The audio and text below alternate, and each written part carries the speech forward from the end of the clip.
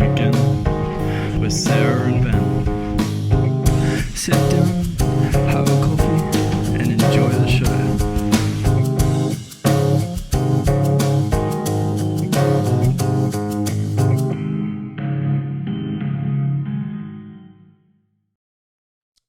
Hello everyone, welcome to another episode of Trending Again. In today's episode, we're going to be talking about Pete and Kim Kardashian have just split. This is an article from AP News. Hang on, no, I'm mixing up. From news.com.au. We'll get into that. Also, Warner Brothers have just shelved Batgirl and Scoob 2 for tax purposes. We'll read a little bit into that. And then just something sciencey I thought sounded really cool. And we'd have a bit of a look into that as well. And that's ways generating power for homes in Australia. So, which is where I'm from. So, we'll get into those articles, starting off with Kim K and Pete Davidson. They have called it quits, according to news.com.au and CNN. I'm pretty sure are the ones that broke it. Okay, let's get into the article. So the article reads, this is by Bella Fowler, so shout out to her. I'm assuming she's the journalist behind this. Anyway, the article reads as following. Friends close to Kim Kardashian and Pete Davidson have confirmed the couple have gone their separate ways after 9 months of dating. Comedian Davidson, 28, and reality television royalty Kardashian, 41, have reportedly decided to be friends, according to a source who spoke exclusively to E! News. They have a lot of love and respect for each other, the insider said, but found that the long distance and their demanding schedules made it really difficult to maintain a relationship. Davidson is currently in Australia while filming an upcoming comedy flick in Cairns, with Kardashian recently popping over for a visit. It comes after the former Saturday Night Live star said marriage and children were 100% in his outlook in an interview with actor Kevin Hart. During the podcast chat, Davidson spoke about how becoming a father would be his favorite thing ever. I'm definitely a family guy, he told Hart. My favorite thing ever, which I'm yet to achieve, is I want to have a kid. It's like my dream. It would be so fun to dress up a little dude. Kardashian similarly hinted at her hope of a future with the King of Staten Island actor, with sources recently telling people they were very much a serious couple. The source did add, however, that Kardashian was finding long distance difficult while Davidson shoots his film Wizards Down Under. I'm going to have to look that up. Wizards Down Under, eh? The long distance hasn't been easy for Kim, but they are making it work. They are still very happy, they said, adding that their Skims co-founder was looking forward to his US return. Kim loved visiting Pete in Australia in July. They had been apart for several weeks and they enjoyed a long weekend together, the source said. Pete is still filming but will be finished now in August. He has another project in the US though, so he will continue to be busy. The duo's unlikely pairing was confirmed in November last year, and they've been causing a stir on social media since, with their steamy displays of affection. They first met when Kardashian guest hosted SNL, where the pair shared a kiss during a skit. In a cheeky moment on Hulu's Kardashians, the stunning mum of four said she originally pursued the comic because of his rumored BDE, big dick energy. Speaking of big dick energy, there's a song out, and it's got big energy, but I like to add the big dick energy in there. So anyway, moving on. So this is how it went down with Pete. She began during a confessional interview on the show Per People.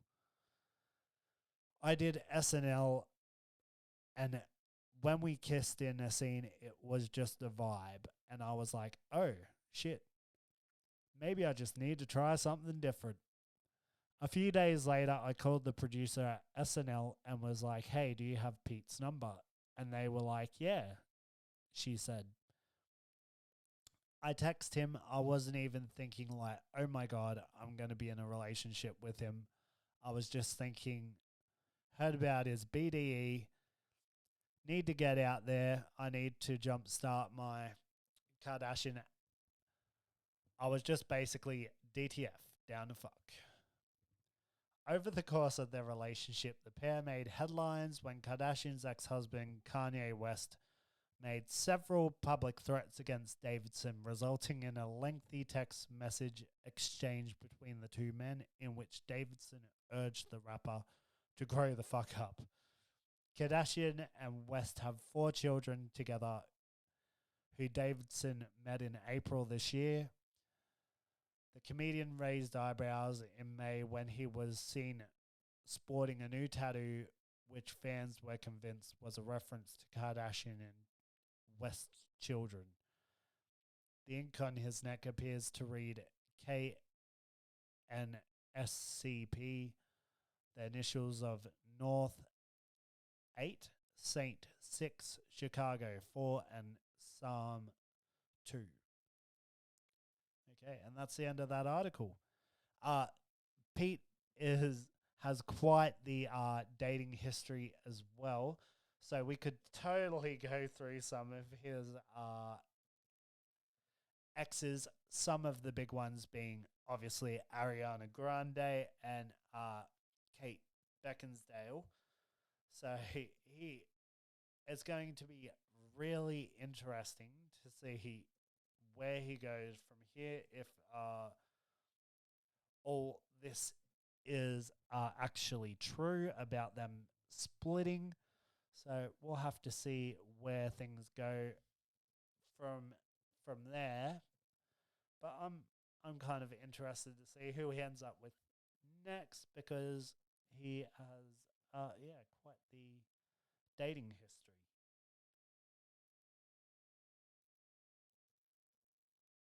Okay. Here it is. Pete Davidson's dating history. A wide range of Hollywood ladies. All right. Starting off his list basically of his dating history, we have Carly Aquilio in 2015. While things never got too serious of the pair, Davidson clearly made an impression on her years later when he got engaged to Ariana Grande in 2018. Aquilino wrote on their romance in a post to, I know I'm the 9 billionth person to text you today about this, but I can't.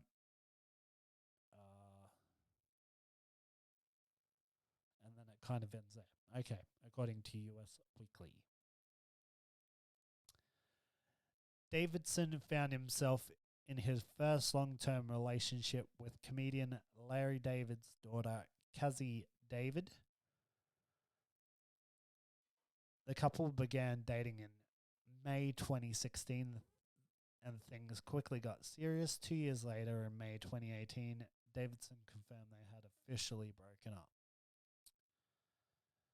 Then he started his relationship with Ariana Grande. One of Davidson's most shocking romantic moves was when he started dating Ariana Grande. They publicly revealed they were in a relationship at the end of May 2018, directly after Davidson broke things off with Kazi. Kavi. All right, things then moved quickly from there, with Davidson and Grande getting engaged just a few weeks after their relationship began. But just as swiftly as things started, they rapidly came to an end. The pair called off their engagement and broke up in October 2018 after just 5 months together.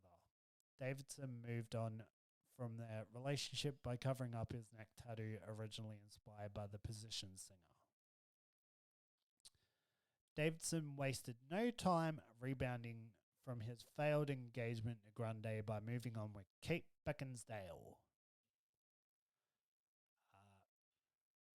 Then from there, they ended their relationship in April 2019, moving on to dating Margaret Qualley, I think is how you say her name.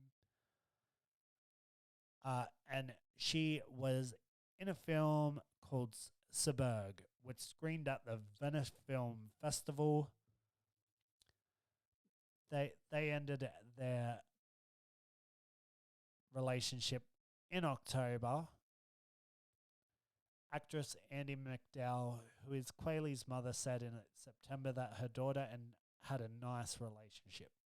She has a beautiful relationship with him, but I don't want to step on her relationship too much, she said, adding they have a nice relationship. Davidson then found love with Kaya Gerber, the daughter of Cindy Crawford and Randy Gerber. The pair began dating in October 2019 and were spotted out and about together, including a romantic getaway in Miami. While they were seeing each other, we reported that Gerber's parents hoped that the relationship would fizzle out. And fizzle they did. Page 6 reported in January 2020 that the couple broke things off at the time. Davidson was going through a lot with his mental health and checked into rehab.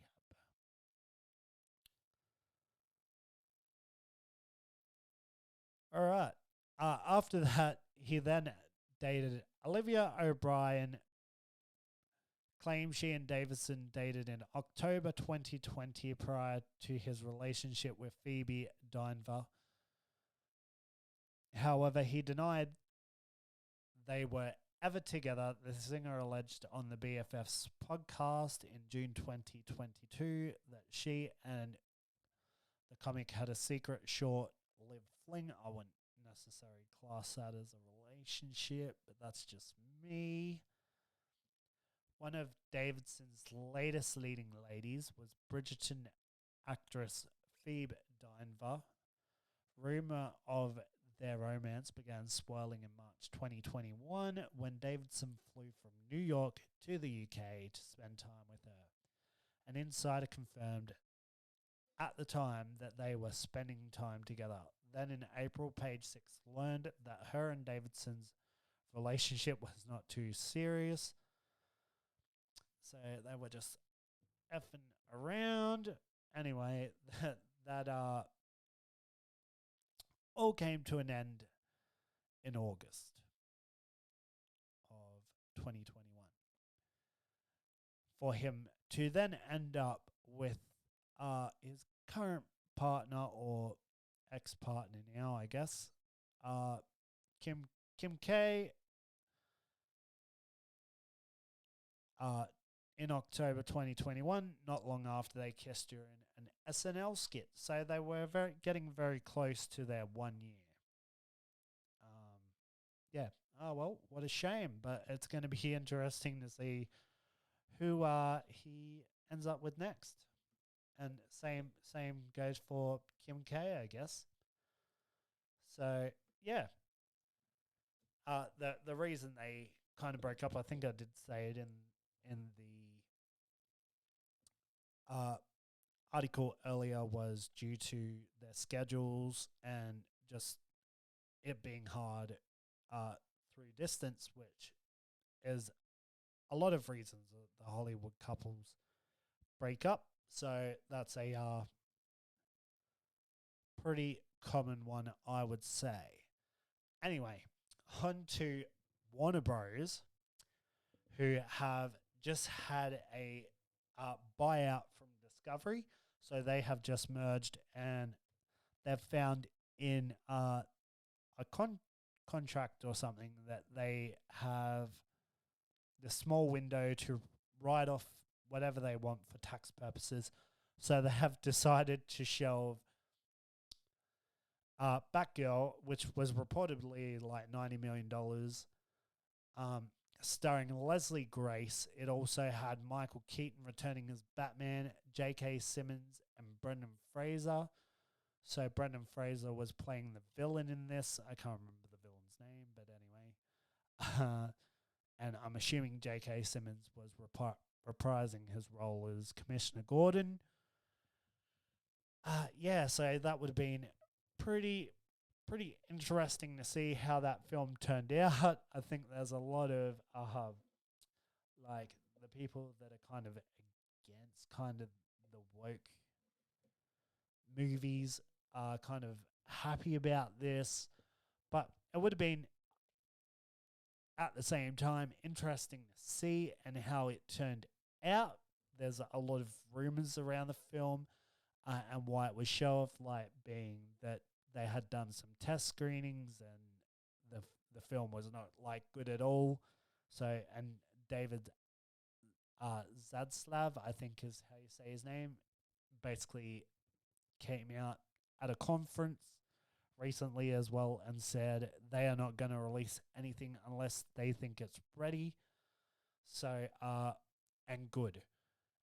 But their concentration is going to be on a lot of DC stuff. But from what I'm gathering from reports, it sounds like they kind of want to reboot everything. I think it's the smartest idea. As much as I love Ben Affleck and I think it's a good time just to maybe wrap things up with their movies coming out, just wrap it all up and just start fresh. So they basically want to bring in a CEO or like basically someone to run DC, kind of like Kevin Feige from Marvel, and have a big 10-year plan. That's what he was alluding to in his conference with his investors. So it just remains to be seen, I guess. You can only take so much, and like out of words, we need to see that in action and who they are going to even get to run the DC studio. But it's cool that they're going in this direction. I think it's the right direction, and we'll have to wait and see where this goes. There is still looking at bringing Flash out. There's a whole controversy around that as well. I don't really want to touch on that too much. If you want to look into that stuff, there's some Ezra Miller stuff going on. So I like to watch a lot of entertainment shows on YouTube, and I agree with a lot of their opinion. They should probably just cut their losses now and write off the Flash movie, but they want to move forward with that. Obviously, Black Adam is still coming out. And Shazam, I really liked the Shazam movie. So I'm looking forward to seeing the sequel, but my personal take is that I think they should just like have these last couple of movies come out and just wrap up and just say, look, we're starting fresh. Whether they want to use Robert Pattinson or whatever, but I'm happy for them to just reboot the whole thing and start a whole new universe. We're obviously going to get the Batman 2. It made like $1 billion, so of course we're going to get the Batman. With Robert Pattinson, it doesn't necessarily have to be part of a new DC universe. I'd be happy either way. But yeah, anyway, Oh, and that was the other thing. We got a little bit of a teaser for the Joker 2, which didn't really show much at all, but it got me pretty excited. I'm actually looking forward to seeing what they do with it because I'm a big fan of musicals, and apparently they're turning Joker 2 into a musical, but it's not everybody's cup of tea. But we'll just have to wait and see what they come out with when they have an actual teaser trailer. So, because it's still a while off, I'm pretty sure it doesn't come out till 2024. So, it's still quite the ways away. Anyway, moving on from that story, we're going to get into a little bit of science. I guess, would you say science? Yeah, kind of. Power. Anyway, power, basically. The article title is "The Wave Power Generator Experts Say Proves Ocean Energy Can Work is Already Powering Australian Homes." Okay, let's get into the article. Hang on. Is there a shout out to a journalist? Okay, Jessica Morin wrote this article. Let's go ahead and get into the article. For the first time in Australia's history, a wave energy converter trial has successfully. What was that? Let's start again. For the first time in Australia's history, a wave energy converter trial has successfully generated energy from the chaotic and wild ocean waves to power homes. For years, companies around the world have tried to harness the power of the ocean with varying degrees of success. This is really the first project that has successfully generated electricity for a customer, and that goes to prove that ocean energy can work. Stephanie Thornton from Australian Ocean Energy Group, I'm starting to sound like Joe Biden here. Australian Ocean Energy Group said, sitting off the King Island coast in Bass Strait, the unit made my Melbourne. Jeez, just need to stop smoking. Sitting off the King Island coast in Bass Strait, the unit made by Melbourne company Wave Swell Energy has been generating power for the island's local energy grid for the past year. All right, key points. Let's read the key points, I guess. Australia can now use the ocean to power homes after a trial off King Island proved successful in generating energy. The unit can now be commercialised and placed off any coastline anywhere in the world. Industry experts are thrilled by the successful pilot, hoping it now opens doors for the industry. It's a huge success from our point of view, King Island Mayor Julie Arnold said. It's providing power for the island. It's renewable. It's method that could be used in other places. So we are very happy to be pioneering it. We are a community that does look at our environment every day, certainly with a lot of what's going on around the world. I think more and more importance is being placed on environmentally sustainable ways to provide power. All right, it goes on to allude Australia's first successful trial. It's really exciting for us, said Chief CEO of Wave Swell Energy, Paul Geeson. We've been very focused on this trial and proving the capabilities of the technology we deployed. And now, 12 months later, we've achieved what we set out to do. We've been generating electricity from the waves of the Southern Ocean that have been captured in the unit. That was our primary objective. That electricity is of a very high quality and has it been accepted by Hydro Tasmania as suitable for the grid on King Island. So that's a very important achievement. And then they got like a little diagram. I might link this on our Facebook page so you can go take a look. So what it kind of shows that it's doing is there's a turbine at the top, and the wave kind of comes in underneath this generator and moves up and down as the wave, I guess, what would you call it?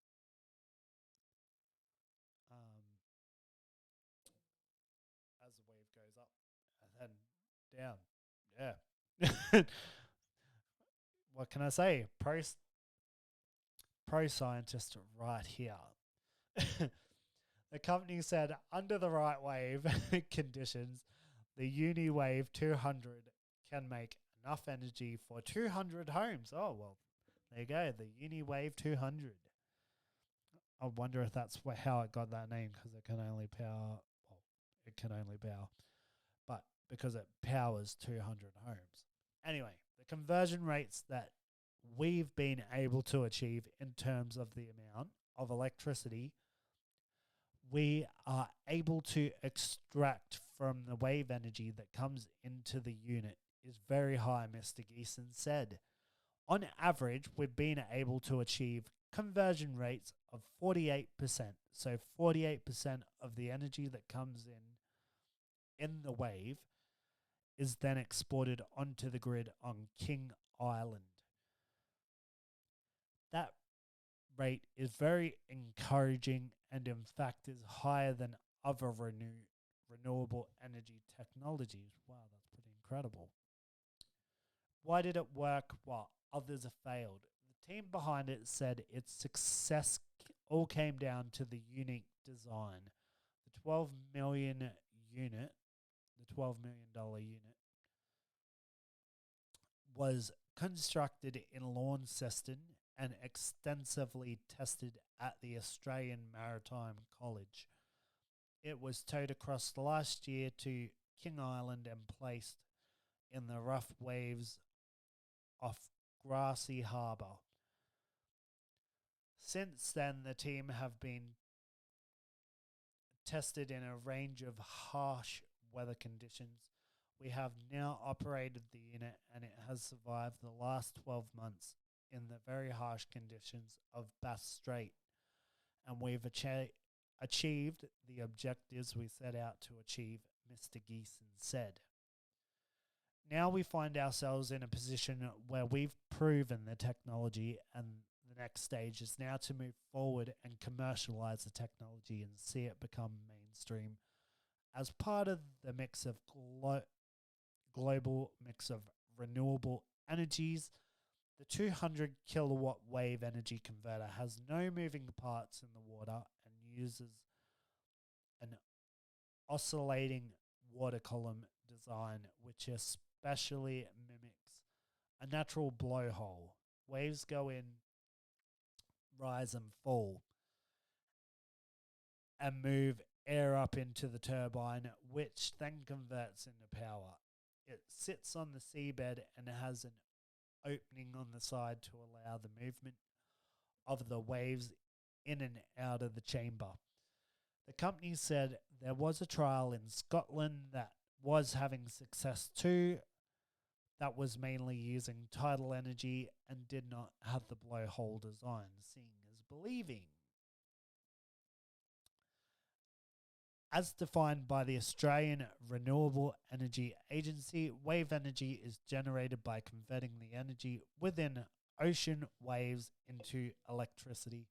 Tidal energy, however, comes in two forms, both of which generate electricity.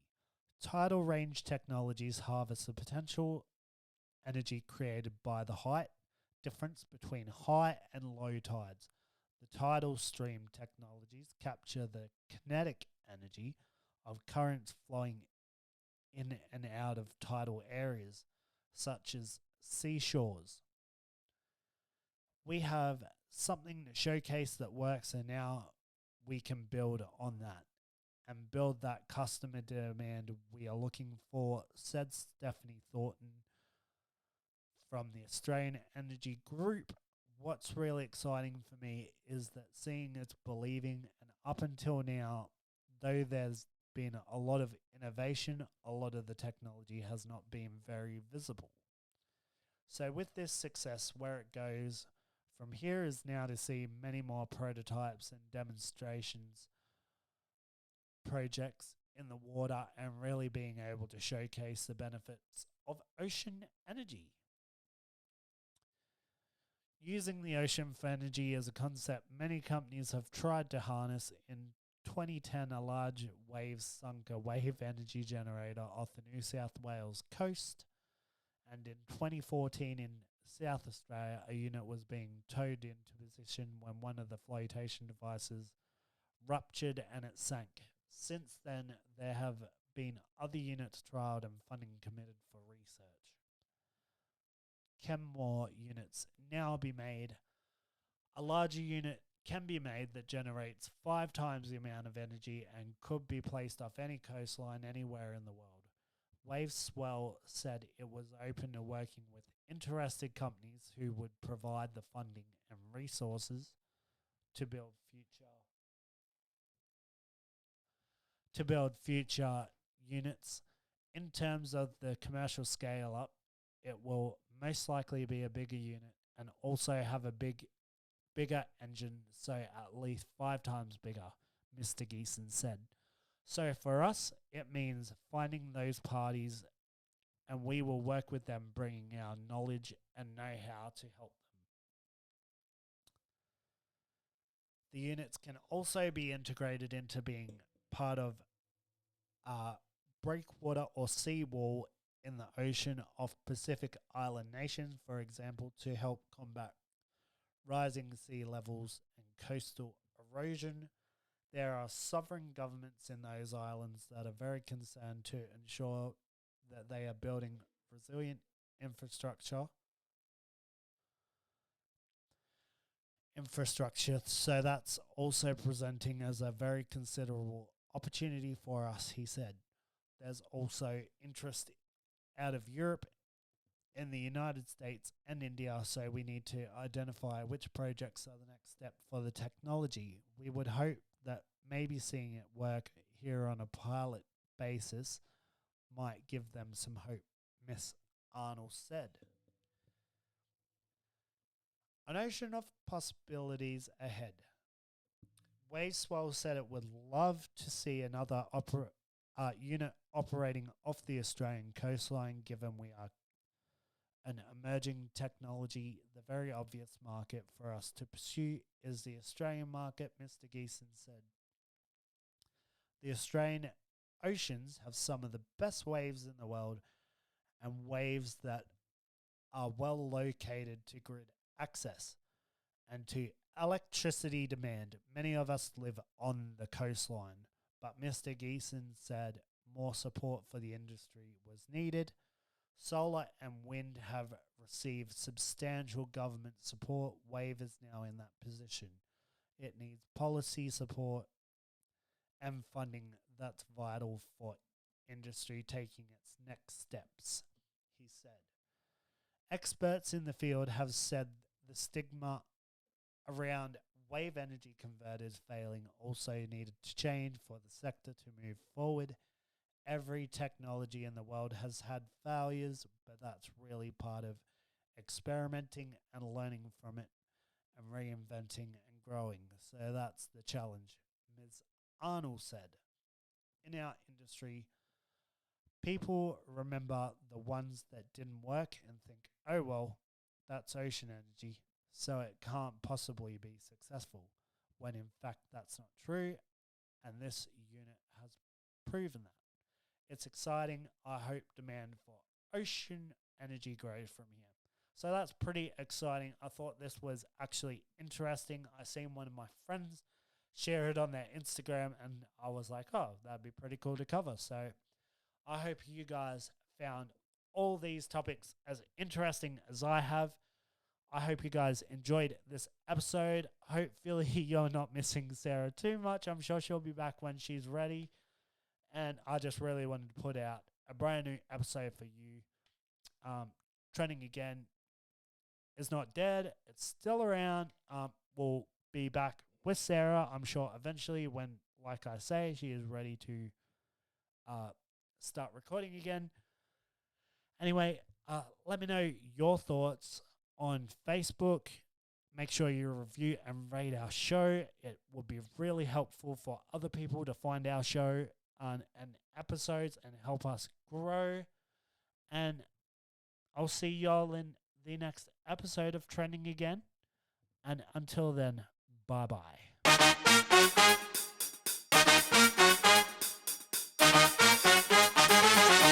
Well, what a groovy episode that was. Today was really interesting, folks. Hopefully we'll see you next time. Like and subscribe, and don't forget, stay groovy.